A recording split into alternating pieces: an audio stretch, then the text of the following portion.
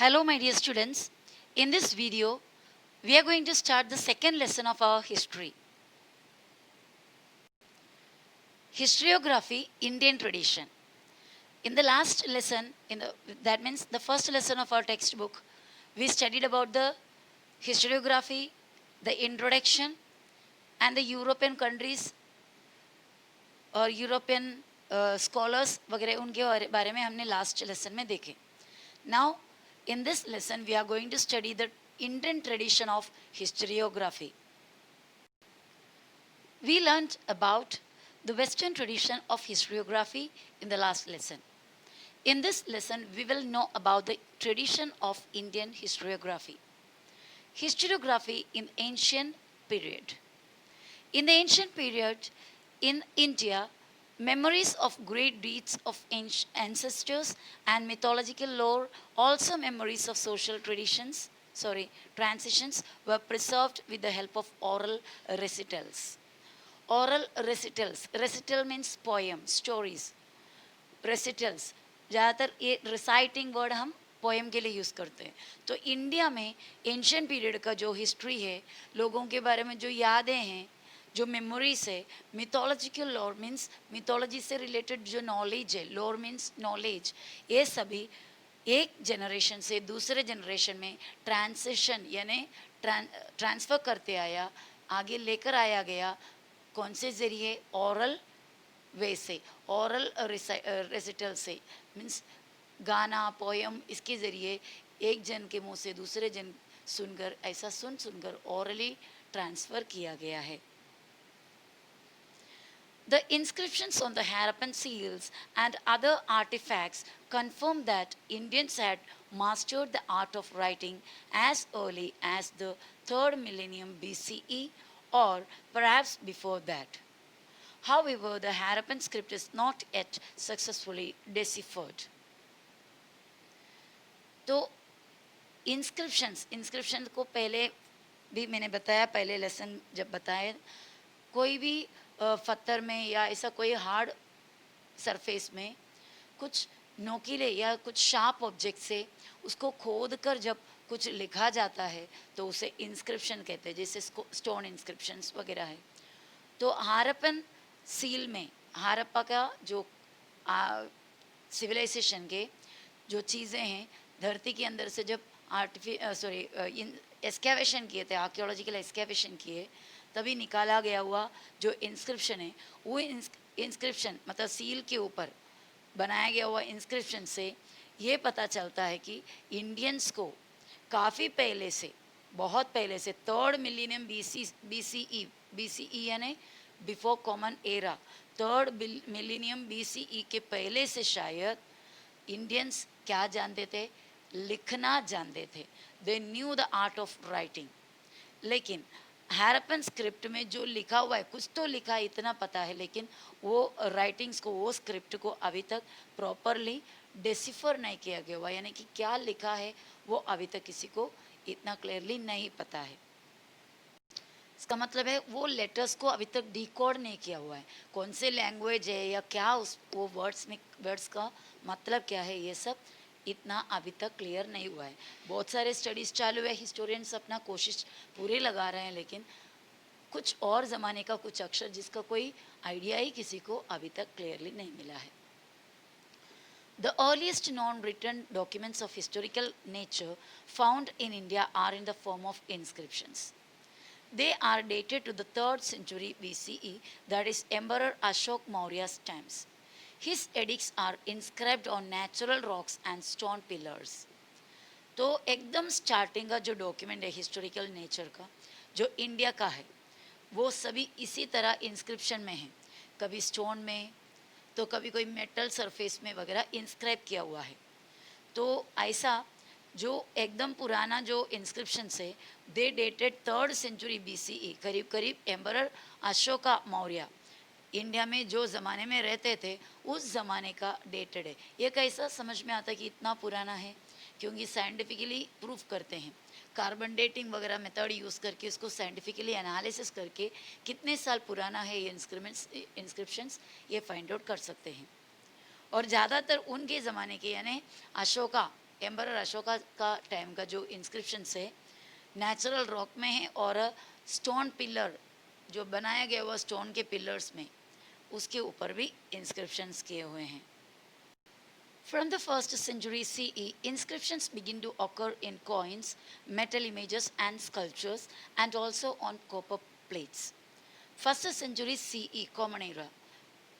After Jesus Christ common era first century से हमें जो इंस्क्रिप्शंस तभी का मिला हुआ है वो कोई कोइंस पे होता है, कभी कोई मेटल सरफेसेस में, मेटल इमेजेस में, स्कल्पचर मूर्तियों में वगैरह हमको देखने मिला, कभी कभी कॉपर प्लेट्स में भी.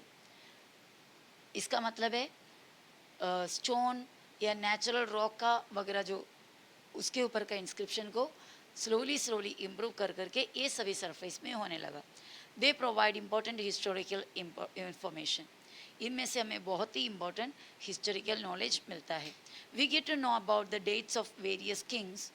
हमें इनमें से क्या क्या मिलता है, बहुत सारे राजा लोगों का पुराने ज़माने में हमारे इंडिया में होकर गए हुए बड़े बड़े राजा लोगों का वो कौन से ज़माने से कौन सा ज़माने तक, कौन से डेट से कौन से डेट तक वहाँ पर राज किया, उनका डायनास्टिक जीनियोलॉजी मीन्स उनका राज घराने का, डायनास्टिक यानी घराना, उनके जीनियोलॉजी यानी कौन सा किंग पहले आया उसके बाद कौन आया, that chronology of the Kings. Territorial extent, उनका किंगडम कितने एरिया से कितना एरिया तक या कहाँ से कहाँ तक एक्सटेंडेड था. And administration of various empires, उनका देश चलाने का स्टाइल कैसा था, एडमिनिस्ट्रेशन किस तरह था. And kingdoms and also important political events, उनके टाइम में क्या क्या पॉलिटिकली क्या क्या मेन इंसिडेंट्स हुआ, सोशल ऑर्गेनाइजेशन, वहाँ पे समाज किस तरह ऑर्गेनाइज्ड थे.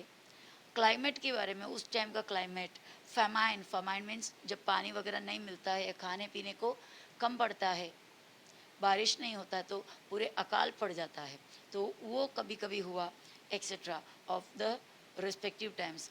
एक एक पर्टिकुलर टाइम्स का ये सभी नॉलेज हमें ये इंस्क्रिप्शन से मिलते थे. The ancient Indian literature including the epics Ramayana and Mahabharata, Puranas, Jain and Buddhist text, historical accounts by Indian authors and also travelogues by foreign travelers are important sources of history.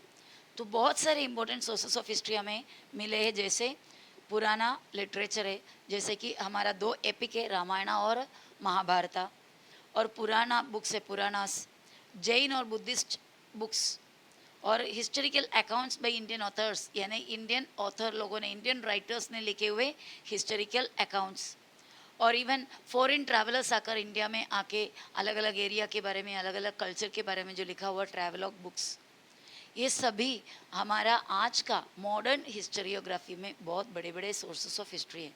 In books में से बहुत सारे knowledge हमें history का मिला है. Writings of biographies of kings and dynastic histories mark an important step in the Indian historiography. Writings of biography of kings, राजाओं का बायोग्राफी, उनकी लाइफ के बारे में, उनका लाइफ हिस्ट्री लिखना, और डायनास्टिक हिस्ट्रीज, उनके जो पूरे राजघराने के कंप्लीट हिस्ट्री लिखना, ये सभी वो सब जो बुक्स है mark an important step in the Indian historiography. Indian historiography लिखने में ये बहुत ही हेल्प किया ये सभी books. Harshacharit, written in the 7th century CE by Banabhatta, is King Harsha's biography. King Harshvardhan आपने पहले सुना होगा, इंडिया में होकर गया हुआ एक किंग है. किंग हर्षा का जो बायोग्राफी है, बाणभट्टा नाम का राइटर ने लिखा, वो बायोग्राफी का नाम है हर्षचरित. 7th century CE में लिखा गया. It portrays यानी it describes a realistic picture of the social, economic, political, religious and cultural life during the king's times. King Harsha का टाइम में सोशल सामाजिक सिचुएशन कैसा था, इकोनॉमिक यानी आर्थिक स्थिति कैसा था, पॉलिटिकल राजनीति किस तरह होता था, रिलीजियस कल्चरल, रिलीजियस यानी धर्म या रिलीजन के बारे में जो वो ज़माने का रिलीजियस थॉट, कल्चरल लाइफ, सांस्कृतिक जीवन किस तरह था, ये सभी इस बुक में हमें देखने को मिलता है. Historiography in the medieval period, ancient period यानी काफ़ी पहले का, बहुत ही ओल्ड टाइम का. मिडिवल यानी इन द मिडिल एज. तभी का हिस्ट्रियोग्राफी. The style of writing Raja Tarangini, the history of Kashmir by Kalhana in the 12th century CE is quite close to the concept of modern historiography. Kalhana नाम का writer ने कश्मीर का history लिखा है एक book में, राज तरंगिणी. वो 12th सेंचुरी सीई में लिखा गया हुआ है और ये बुक आप अगर पढ़ोगे तो आपको इसमें मॉडर्न हिस्टोरियोग्राफी की बहुत ही झलक दिखेगा. यानी this book is almost related to modern historiography.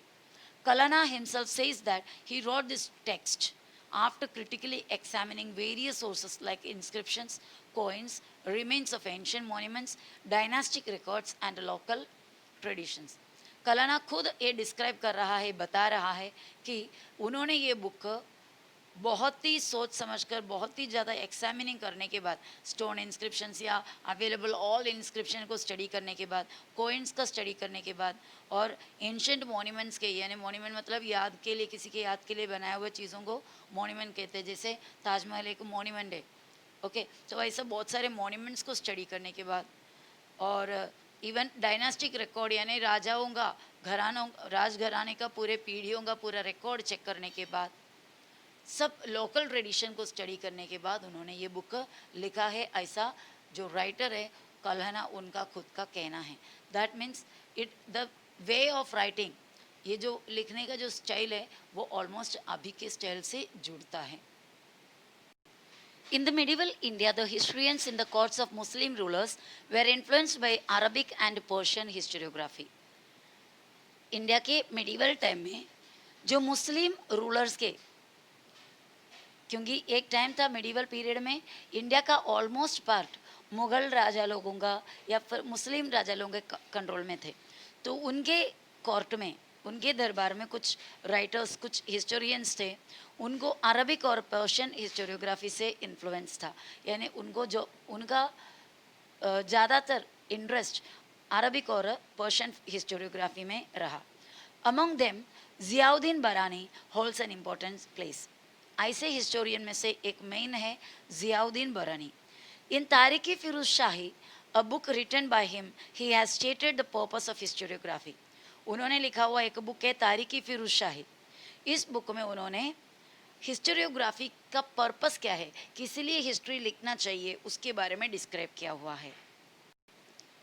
According to him, the historian's duty is not limited only to the recording of rulers' valor and policies of welfare, but he should also write about the rulers' failings and incorrect policies.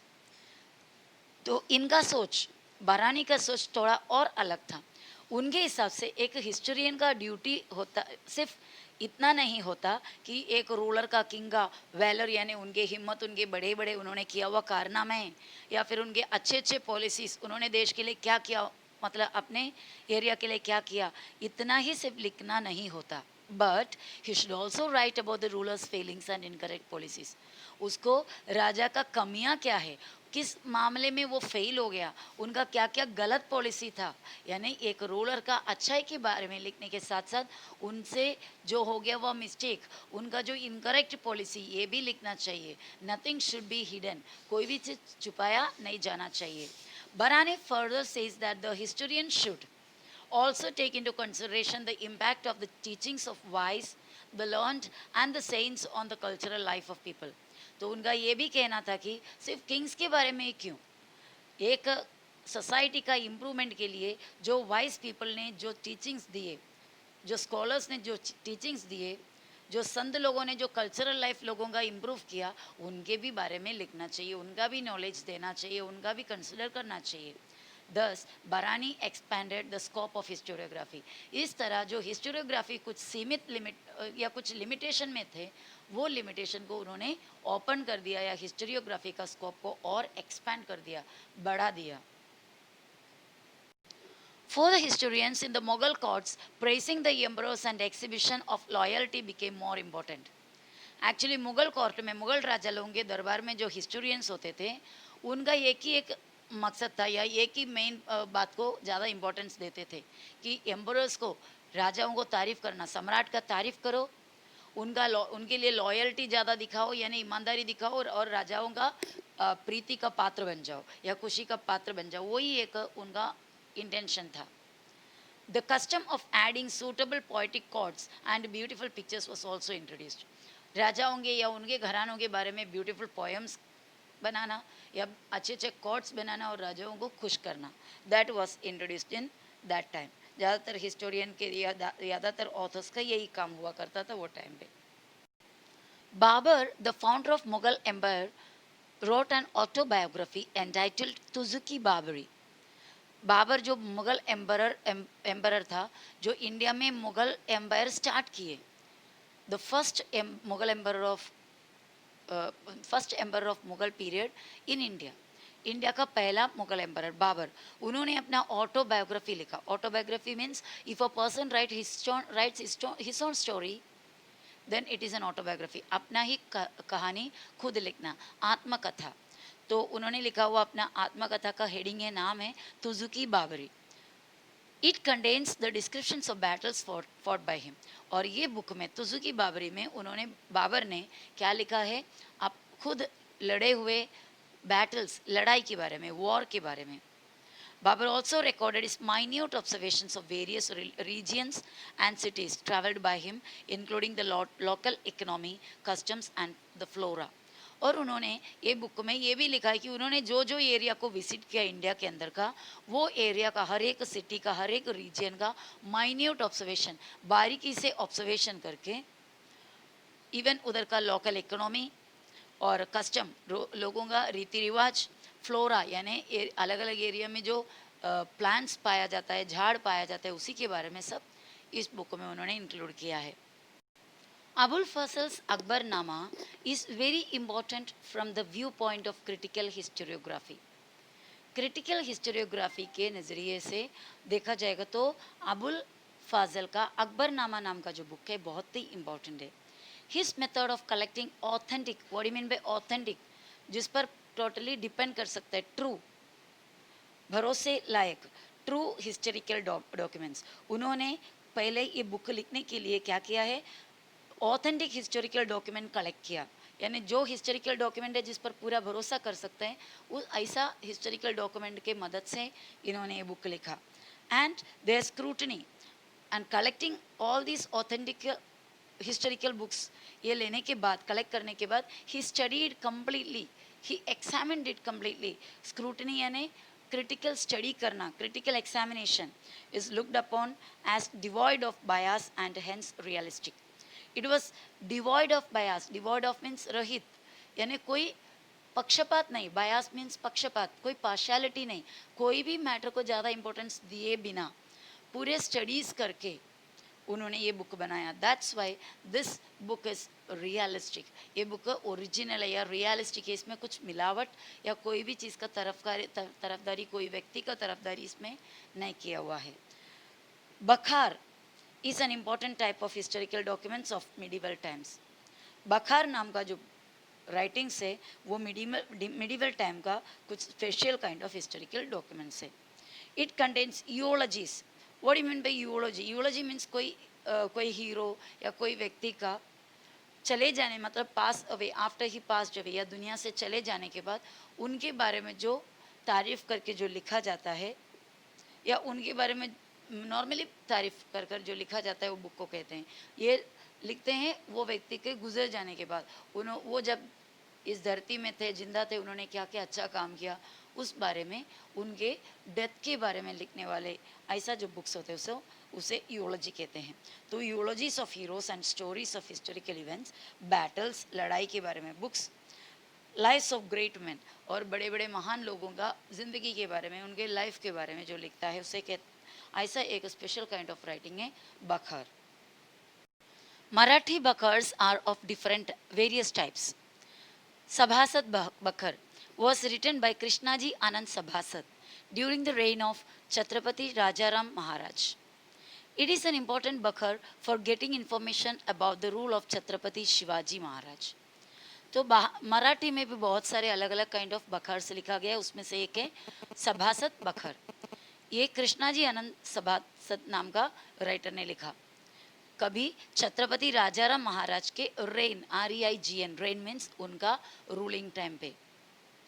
और ये बखर में आपको छत्रपति शिवाजी महाराज के बारे में, उनका rule के बारे में जानकारी मिलती है। भाऊ साहेबाची bakhar describes the battle of Panipat. Panipat में जो फाइट हुआ था, जो बैटल है, बहुत ही famous, world famous, Indian history में बहुत ही इम्पोर्टेंट एक इंसिडेंट है, बैटल ऑफ पानीपत। इसके बारे में यहाँ पर दो बखर का जिक्र किया हुआ है, एक भाऊ साहेबाची बखर और दूसरा पानीपताची बखर। ये दोनों सेम इंसिडेंट के बारे में लिखा हुआ है। होलकराची कैफियत provides information about the Holkars and their contribution to the Maratha rule. Holkar, Ahilyabai Holkar वगैरह आपने सुना होगा, ये भी महाराष्ट्र रूलर्स में से एक है। तो मराठा रूल में क्या कंट्रीब्यूशन होलकर फैमिली ने दिया हुआ है, उसके बारे में होलकराची कैफियत नाम का बुक में लिखा हुआ है। Bakhars can be divided into various types. Bakhar को अलग अलग टाइप का बखार में डिवाइड कर सकते हैं, जैसे such as biographies of Kings. कुछ बखार में राजाओं का बायोग्राफी देखने को मिलेगा आपको। बायोग्राफी यानी their life story. Dynastic history, राजघराने के हिस्ट्री। डिस्क्रिप्शंस ऑफ इवेंट, कोई कोई इंसिडेंट का descriptions. History of a sect, कोई सेपरेट सेक्ट का, सेक्ट मीन्स कोई special kind of religious belief या कोई धार्मिक बिलीफ को फॉलो करने वाले एक छोटे से सेपरेट ग्रुप ऑफ पीपल को सेक्ट कहते हैं, तो उनका हिस्ट्री। ऑटोबायोग्राफी यानी आत्मकथाएं। रिगार्डिंग ग्रीवेंसेस, या कोई सेपरेट लोगों का ग्रीवेंसेस, मुश्किलें, उसके बारे में, परेशानियाँ, कठिनाइयाँ उन्होंने झेले हुए, उस बारे में sorry. Based on mythologies, mythology यानी stories related to god and state administration by a king. और एक राजा किस तरह अपना स्टेट का एडमिनिस्ट्रेशन, अपना एरिया का एडमिनिस्ट्रेशन किया, तो ये सभी टॉपिक्स बखार का सब्जेक्ट बन सकता है। Historiography in the modern period.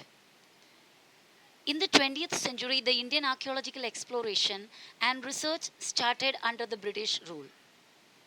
A number of ancient sites were excavated under the supervision of Sir Alexander Cunningham, the first Director General of the Archaeological Survey of India. बच्चों, archaeology means क्या है? Archaeology is a science और is something with the help of which we study about historical sources. जैसे material sources वगैरह है history के, वो बहुत ही साल पुराने, बहुत ही साल पहले, यानी हज़ारों साल पहले, इन प्री हिस्ट्री या हिस्टोरिकल पीरियड में, बहुत पहले के सालों में जो यहाँ पर इंसान रहते थे, उनका कल्चर, उनका पूरे लाइफस्टाइल का जो बचे कुछ चीज़ें हैं, उनके हाथों से छूट गए या वो ज़माना चेंज होने पर उनके जो यूज़ किए हुए चीज़ें धरती के अंदर अलग अलग रीज़न की वजह से, नेचुरल कैलामिटीज़ की वजह से धंस गए हुए होते हैं। वो धंसे हुए जो मटेरियल है वो इंटैक्ट यानी वैसे के वैसा सालों से धरती के अंदर पड़े हुए हैं, उसे वैसे के वैसे निकाल कर, बिना कोई डैमेज के निकाल कर उसको स्टडी करने के लिए इस्तेमाल करना, that is called archaeological excavation. और ये जो पूरा स्टडी होता है आर्कियोलॉजी में, तो 20th century means in British लोगों का रूल का टाइम है यहाँ पर, बराबर। तो 20th सेंचुरी में इंडिया के आर्कियोलॉजिकल एक्सप्लोरेशन, आर्कियोलॉजिकल स्टडीज़, इस तरह नया पुराने चीज़ों को खोज कर निकाल कर उसके बारे में जो स्टडी करना, इसमें ये रिसर्च में ब्रिटिश लोगों ने बहुत काम किया, बहुत ही अच्छा कंट्रीब्यूशन दिया। उनके रूल के अंडर ये आर्कियोलॉजिकल एक्सप्लोरेशन इंडिया में स्टार्ट हुआ। A number of ancient sites were excavated under the supervision of Sir Alexander Cunningham, जो आर्कियोलॉजिकल सर्वे ऑफ इंडिया का पहला डायरेक्टर जनरल था। कौन? Sir Alexander Cunningham.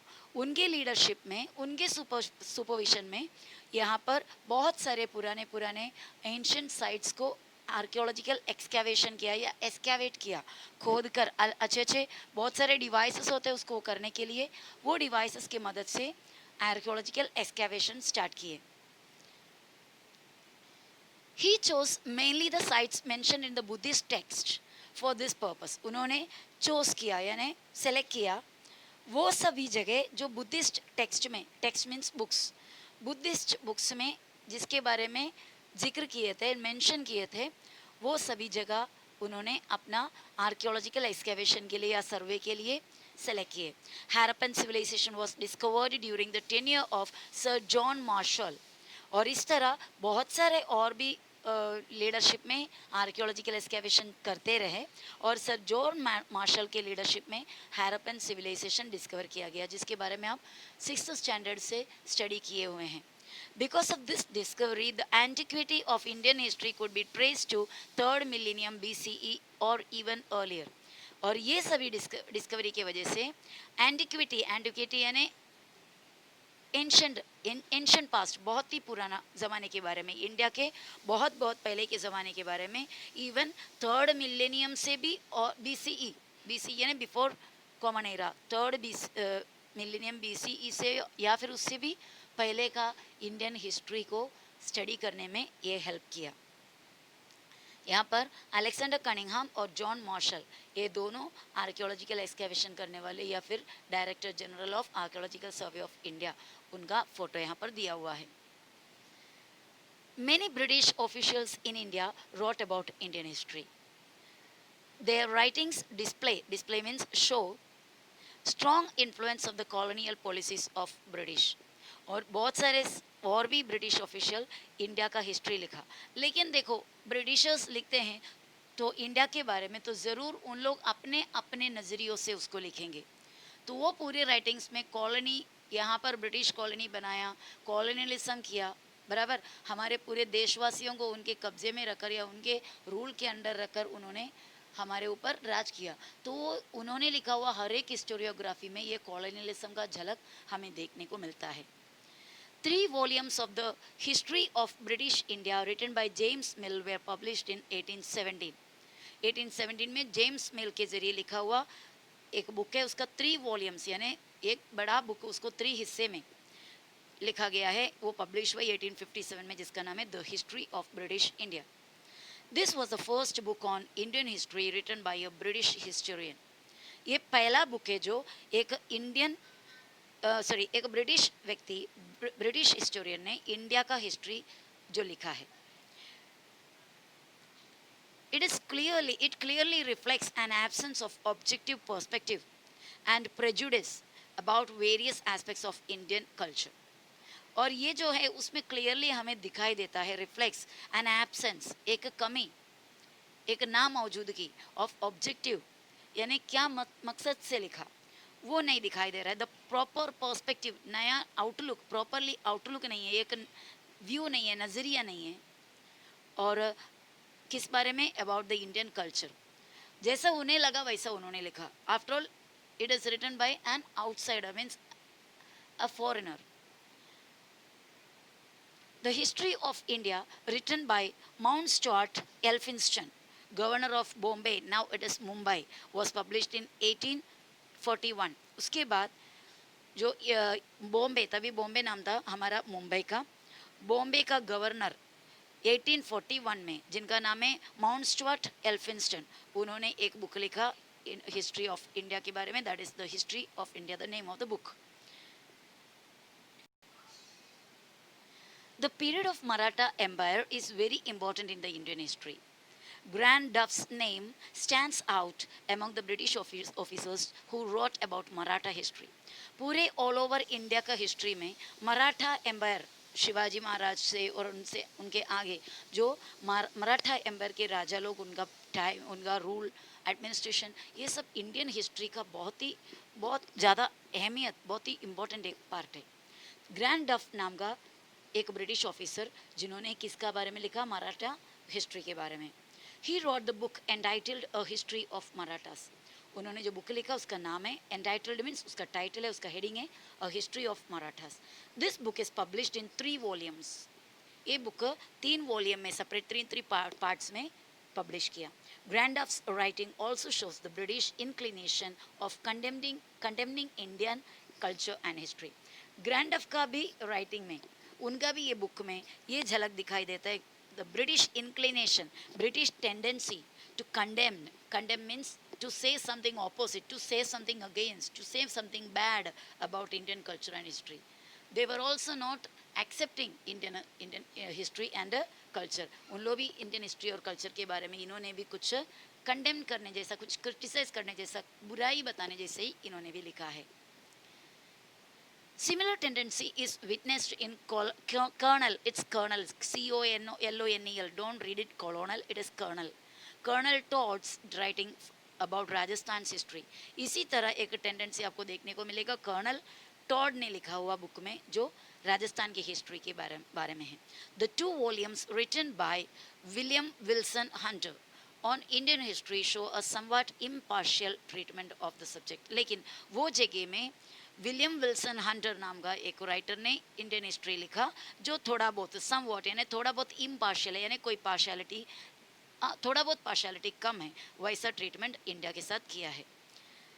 Neelkanth Janardan Kirtane and Vishwanath Kashinath Rajwade were 2 Indian historians who took upon the task of exposing the limitations of Grand Duff's writing. Grand डफ ने जो history लिखा बराबर Maratha history के बारे में, वो हिस्ट्री का अंदर का लिमिटेशन, वो बुक के अंदर के कमियां, उसके अंदर के मिस्टेक्स, उसके अंदर जो एक्सप्लेन करने में जो बात चूक गए, वो किसने अलग सा लिखकर उसके बारे में लिखकर क्रिटिसाइज किया, किसने? नीलकंठ जनार्दन कीर्तने और विश्वनाथ काशीनाथ राजवाड़े, ये 2 इंडियन हिस्टोरियंस ने क्या किए? ग्रैंड डफ का बुक का अंदर का मिस्टेक्स को निकालते हुए बताया या लिखे. Now Indian historiography, various ideological frameworks. Now we are going to study different parts of different kinds of Indian historiography. First one, colonial historiography, जहाँ पर यहाँ पे कॉलोनी थे, ब्रिटिश कॉलोनी यहाँ पर था, ब्रिटिश का रूल चल रहे थे, India was a colony of Britain, वो टाइम का historiography. The early scholars who studied and wrote Indian history were mainly British officers and Christian missionaries. What do you mean by Christian missionaries? Christian missionary are those people who came to India or came over who went to different areas of the world to spread or propagate the Christianity. Jesus Christ के messages या Christianity का messages को दुनिया भर में या दुनिया के अलग अलग एरिया में फैलाने के लिए जो लोग गए हैं सम मिशन लेकर, तो उन्हें कहते हैं Christian missionary. Their purpose was to spread Christianity all over the world. तो सबसे पहला इंडिया का हिस्ट्री किसी ने अगर लिखा है तो देवर ब्रिटिश ऑफिसर्स, ब्रिटिश राइटर्स और Christian missionaries. Their prejudice is clearly reflected in the way some of them have ridiculed Indian culture. उन लोगों ने जब इंडिया का हिस्ट्री लिखे, their prejudice means partiality, discrimination, वो इंडिया को थोड़ा कम औहदा देकर, कम पोजीशन देकर, हर जगह में इंडिया को छोटा दिखाने का, नीचा दिखाने का कोशिश करते हुए उन्हें अपना हिस्ट्री लिखे. They in some places they even ridiculed Indian culture. कोई जगह में तो अपने हिस्ट्री में उन्होंने इंडिया को रिडिक्यूल किया, इंडिया का कल्चर को, इंडिया का संस्कृति को, इंडिया का कल्चर को उन लोगों ने रिडिक्यूल किया. What do you mean by ridicule? मजाक उड़ाना, लाफ एट. इंडियन कल्चर को उन लोगों ने मजाक उड़ाते हुए एक्सप्लेन किया है. Their writings were used to justify the colonial British rule. उन्होंने जो कुछ भी लिखे वो सभी राइटिंग्स में इंडिया के अंदर ब्रिटिश लोगों का जो कॉलोनियल रूल है उसको, उसकी तारीफ करते हुए, उसका सपोर्ट करते हुए, उसको जस्टिफाई करते हुए, उसको न्याय है, वो न्याय है, अन्याय नहीं है ऐसा बताते हुए, न्यायीकरण करते हुए उन्होंने लिखे हैं. The 5 volumes of Cambridge History of India published during 1922 to 1937 CE are distinct examples of colonial historiography. इस तरह जो बनाया हुआ कॉलोनियल हिस्टोरियोग्राफी का बहुत ही अच्छा एक एग्जाम्पल है 5 volumes of Cambridge history of India. Cambridge history of India नाम का बुक जो 1922 से 1937 तक कंटिन्यू पब्लिश किया, उसके पूरे 5 वॉल्यूम्स, 5 सेपरेट पार्ट्स जो पब्लिश किया, उसमें क्लियरली ये कॉलोनियल हिस्टोरियोग्राफी समझ में आता है. Next one, orientalist historiography. अभी हमने कॉलोनियल हिस्टोरियोग्राफी देखे, अभी नेक्स्ट है orientalistic historiography. Many European scholars felt curious about civilisations and countries of the east. बहुत सारे यूरोपियन स्कॉलर्स को बहुत ही इंटरेस्ट, वो क्यूरियोसिटी, जानने का उत्सुकता अबाउट ईस्टर्न कंट्रीज़ के बारे में। हमारा इंडिया भी ईस्टर्न कंट्रीज़ में आता है, पूरे एशियन कॉन्टिनेंट ईस्ट में आता है। सो सम ऑफ दो scholars felt admiration and respect for them. और इनमें से कोई कोई स्कॉलर्स को ईस्टर्न कंट्रीज़ के बारे में admiration means they started respecting, तारीफ़ करने लगा, उन लोगों को तारीफ़ के लायक लगा ईस्टर्न कंट्रीज़, और वो they started respect the eastern countries. Though the scholars were known as orientalist. ऐसे जो राइटर्स है या ऐसे जो स्कॉलर्स है उन्हें कहते हैं orientalist. The Orientalists studied the similarities between Sanskrit and some of the European languages. सबसे पहले उन्होंने क्या किया, स्टडी किए। If they wanted to know about Eastern countries, if they wanted to write histories about the Eastern countries, first of all they should know the language of Eastern countries. सबसे पहले उनको eastern countries का language सीखना होता था, इसलिए उन लोगों ने संस्कृत सीखा, जो बहुत ही टफ है सीखना। And then they started comparing the eastern language that is Sanskrit with the European languages. European languages के साथ संस्कृत का कंपैरिजन किया, कुछ सिमिलैरिटीज ढूंढ के निकाला।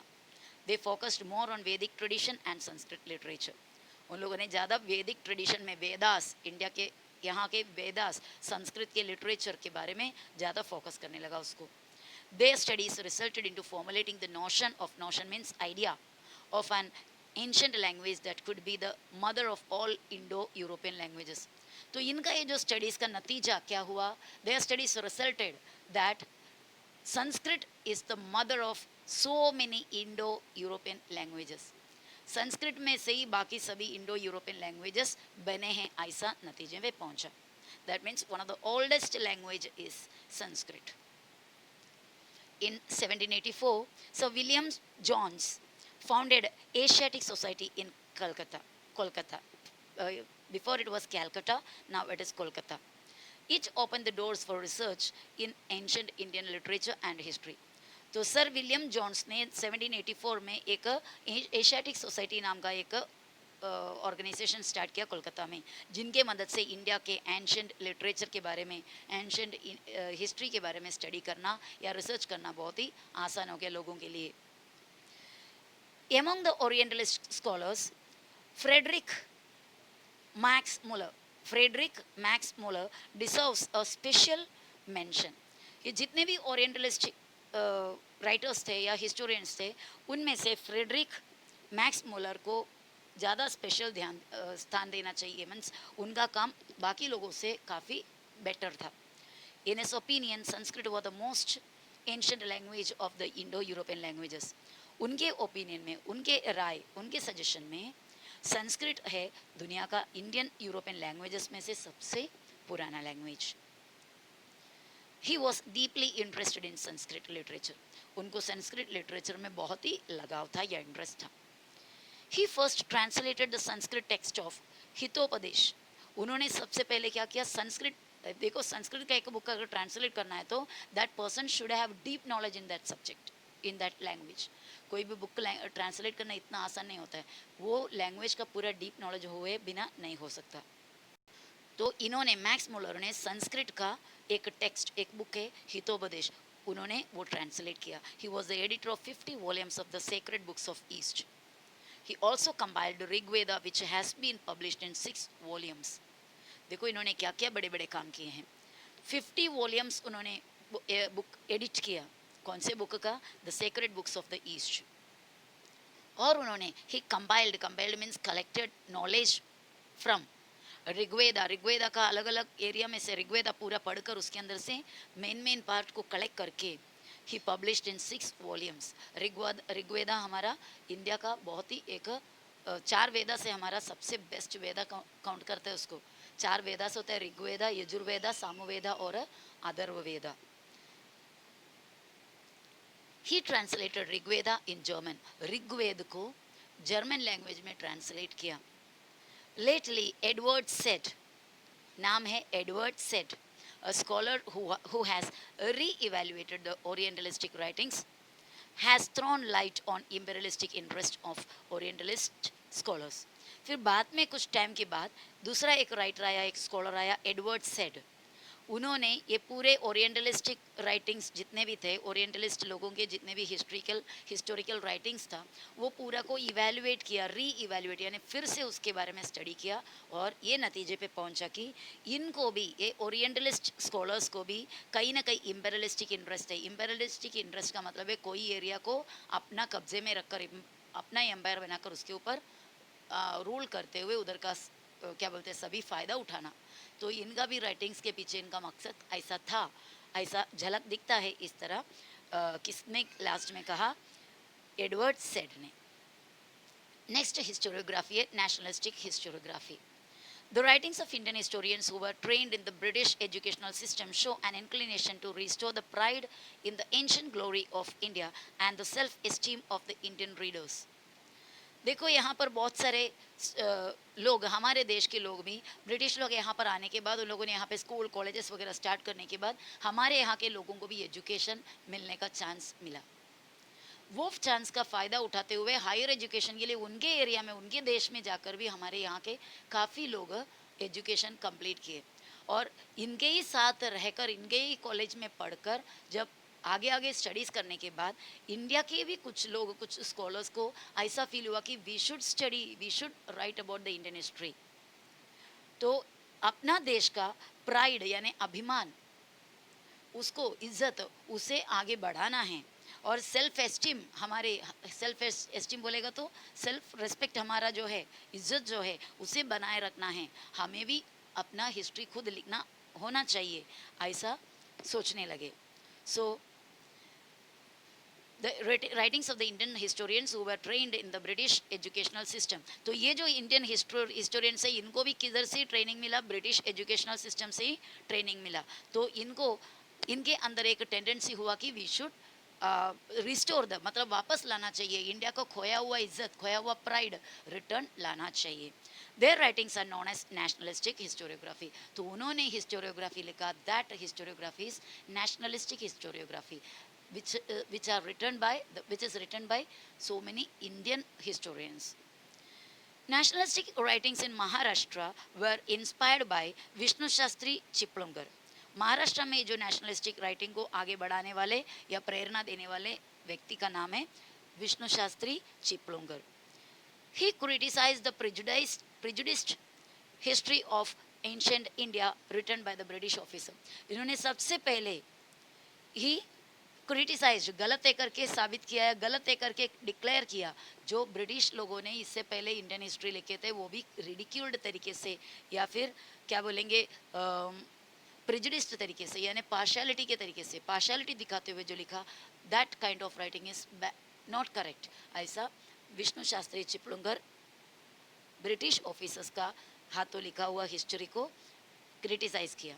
The nationalistic historians tried to seek the golden era of Indian history. और ये nationalistic historians ने कोशिश किया इंडिया का हिस्ट्री में सबसे बेस्ट, सबसे गोल्डन ज़माना कौन सा था।